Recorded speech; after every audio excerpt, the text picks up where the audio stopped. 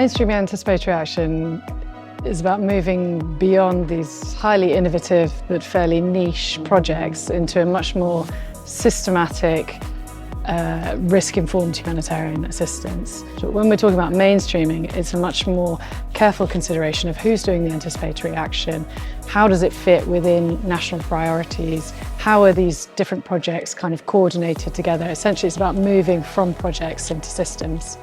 So anticipatory action shouldn't be a part of a single stage or single process. It should be mainstreamed along the value chain of the disaster risk reduction.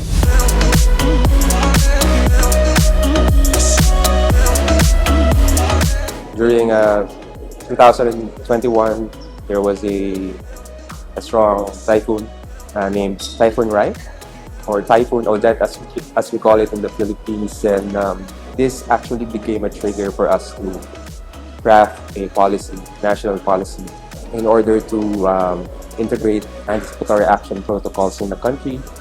This is a legislative measure, also known as the Declaration of State of Imminent Disaster. This is a joint initiative by the government and also the members of the National Anticipatory Action Technical Working Group. As I've mentioned, the process of having that bill pass into law is a very tedious process, but we are hoping that having that law, we would be able to empower our LGUs to benefit from that law and be able to implement all the protocols necessary because of that law, and hopefully all the vulnerable sectors of our society would be able to benefit from that. We mainstreamed anticipatory action in Lesotho by using the already existing DRM structure, which is placed under the Office of the Prime Minister through the authority which is called Disaster Management Authority. Through Disaster Management Authority, we were able to bring on board our Lesotho Meteorological Services because they have a key role to play in setting up the triggers and thresholds that we use to activate our anticipatory action plan.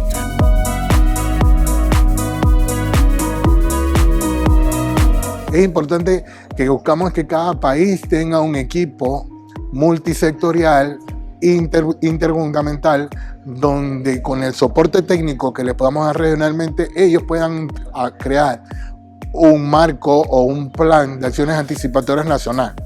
Este rol es el que desde la Secretaría Ejecutiva queremos fomentar para que en el 2025-2026 las acciones anticipatorias tengan un marco general.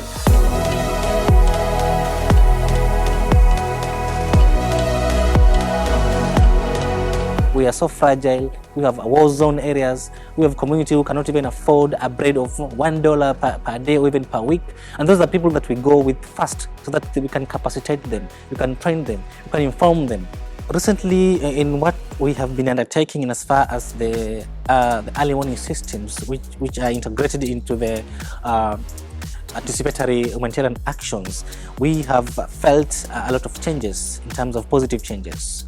We see an ownership by the community themselves to be on the front line in undertaking interventions that will protect them and their families back in those marginal areas.